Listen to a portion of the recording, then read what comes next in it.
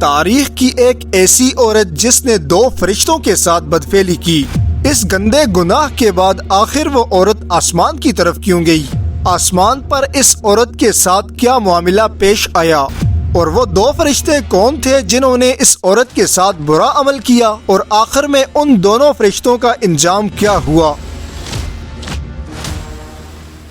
حضرت مجاہد رحمۃ اللہ علیہ فرماتے ہیں، ایک دفعہ اللہ تعالیٰ نے فرشتوں کی آزمائش کرنا چاہی، تب حضرت ادریس علیہ السلام کے دور کے اندر اللہ تعالیٰ نے آسمانوں کے دروازے زمین پر کھول دیے، جس سے زمین کی ہر چیز فرشتوں پر واضح کر دی گئی۔ آسمان کے فرشتے زمین والوں کے گناہ دیکھتے، پھر آپس میں ایک دوسرے سے کہنے لگتے، دیکھو بنی آدم زمین پر کیسے کیسے گناہ کر رہے ہیں، ان لوگوں کے دل میں ذرا بھی اللہ کا خوف نہیں۔ کیا یہ لوگ نہیں جانتے کہ اللہ نے ایک ایسا دن بھی رکھا ہے جس دن ان کو ان کے تمام اعمال کا بدلہ دیا جائے گا؟ پھر فرشتے آپس میں کہنے لگتے، اگر ان لوگوں کی جگہ ہم ہوتے تو یقیناً ہم اللہ تعالیٰ کی فرما برداری کرتے اور ذرہ برابر بھی اللہ کی نافرمانی نہ کرتے۔ اس طرح زمین پر انسانوں کو فرشتے حقیر سمجھنے لگے۔ اللہ تعالیٰ نے فرشتوں کی یہ تمام گفتگو سن کر ارشاد فرمایا، اے فرشتوں کی جماعت، یہ جو زمین پر میرے بندے ہیں ان کے ساتھ نفس ہے اور شیطان ہے جو ان کو گناہوں پر آمادہ کرتے ہیں، تب یہ میری نافرمانی کر دیتے ہیں، مگر پھر مجھ سے معافی بھی مانگ لیتے ہیں۔ لیکن تمہارا معاملہ ایسا نہیں، کیونکہ تمہارے ساتھ نہ شہوت کو لگایا گیا اور نہ ہی غصے کو۔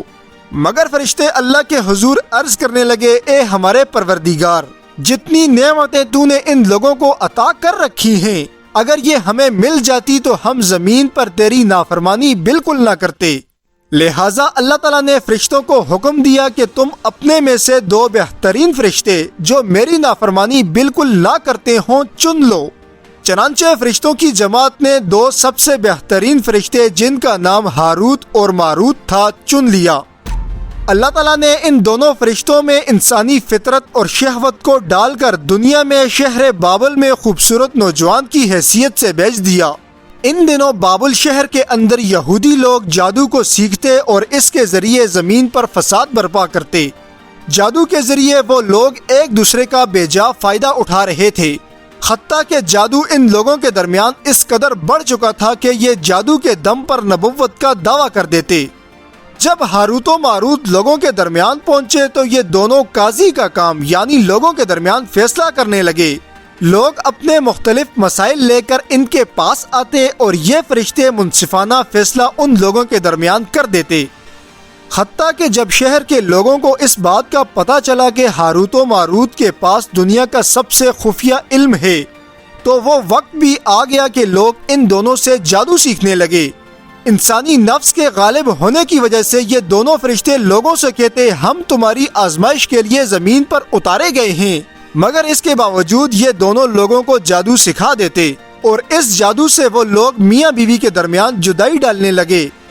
آخرکار اللہ تعالیٰ کی طرف سے ان دونوں فرشتوں پر آزمائش کا وقت آ چکا تھا۔ چنانچہ ایک دن ایک عورت ان کے پاس اپنا فیصلہ لے کر آئی کہ اس کا شوہر اسے بہت زیادہ تکلیف دیتا ہے اور پریشان کرتا ہے۔ ہاروت و ماروت کی نظر جب اس عورت کے چہرے پر پڑی تو وہ دونوں اس عورت کے گرویدہ ہو گئی۔ تاریخ کی کتابوں میں اس عورت کا نام زہرہ بتایا گیا، جس نے ان دونوں سے اسم اعظم سیکھنے کی کوشش کی، جس کو پڑھ کر کوئی بھی انسان آسمان تک جا سکتا تھا۔ مگر ہاروت و ماروت نے زہرہ کو اسم اعظم سکھلانے سے انکار کر دیا۔ لیکن اس عورت کا حسن اس قدر زیادہ تھا جسے ہاروت و ماروت کسی بھی قیمت پر حاصل کرنا چاہتے تھے۔ اس پر زہرہ بولی، چلو ٹھیک ہے، تم مجھے اسم اعظم مت سکھاؤ، لیکن میرا مطالبہ یہ ہے کہ تم شرک کرو تو میں تمہاری ہو جاؤں گی۔ ہاروت و ماروت جانتے تھے کہ شرک ایک ایسا گناہ ہے جس سے کبھی کسی کو معافی نہیں مل سکتی، اس لیے انہوں نے اس عورت سے کہا کہ ہم شرک نہیں کریں گے۔ پھر اس عورت نے ان فرشتوں پر ایک اور چال چلی اور ان سے کہنے لگی، تم میرے شوہر کو قتل کر دو جو مجھے بہت زیادہ تنگ کرتا ہے، تب میں اپنا اختیار تم دونوں کو دے دوں گی۔ ہاروت و ماروت کہنے لگے کہ بے گناہ کا قتل اللہ کے نزدیک ایک بہت بڑا جرم ہے، اس لیے ہم یہ گناہ ہرگز نہیں کریں گے۔ آخر میں وہ عورت ان دونوں کے پاس شراب لے کر آئی اور ان دونوں سے کہنے لگی، اگر تم یہ پی لو تو جو تم کہو گے میں تمہاری بات مان لوں گی۔ ہاروت و ماروت خیال کرنے لگے کہ شراب پینا تو بڑا گناہ نہیں، اور اگر شراب پی لی جائے اور اس کے بعد توبہ کر لی جائے تو یقیناً معافی مل جائے گی۔ اس لیے ان دونوں نے شراب کو پی لیا۔ جب ان دونوں پر شراب کا اثر چھانے لگا تو زہرہ نے بدکاری کے بدلے میں ان دونوں فرشتوں سے اپنے بتوں کو سجدہ کروایا اور اپنے خاوند کو بھی قتل کروا دیا، اور اسی حالت میں ان دونوں فرشتوں سے وہ اسم اعظم بھی سیکھ لیا جو پڑھ کر کوئی بھی انسان آسمان تک جا سکتا تھا۔ جب زہرہ اسم اعظم سیکھ کر آسمان کی طرف گئی تو اسے آسمان میں اللہ کی طرف سے ستارے کے اندر تبدیل کر دیا گیا۔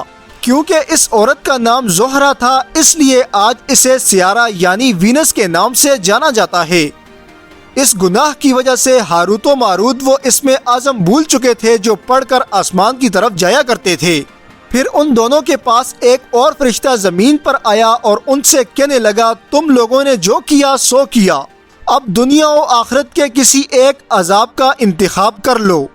اگر آخرت کے عذاب کا انتخاب کرتے ہو تو دنیا کے اندر انسانوں کی طرح زندگی گزارو اور آخرت میں شدید ترین عذاب کے لیے تیار رہو، اور اگر دنیا کے عذاب کا انتخاب کرتے ہو تو قیامت تک تم لوگوں کو سزا دی جائے گی، اور قیامت کے دن اللہ تعالیٰ تمہیں معاف فرما دے تو وہ رحیم ذات ہے، اور اگر وہاں تمہیں سزا دی جائے تو اس سے کوئی پوچھنے والا نہیں۔ اس پر ان دونوں فرشتوں نے دنیا کی سزا کو آخرت کی سزا پر ترجیح دی۔ تفسیر نعیمی میں لکھا گیا ہے کہ ہاروت و ماروت کو بطور سزا زنجیروں میں جکڑ کر بابل کے کنویں کے اندر الٹا لٹکا دیا گیا۔ اس کنویں کے اندر ہر وقت آگ بھڑکتی رہتی ہے اور فرشتے ان دونوں کو ہر وقت کوڑے مارتے رہتے ہیں، اور شدید پیاس کی وجہ سے ان دونوں کی زبانیں ہر وقت باہر نکلی رہتی ہیں۔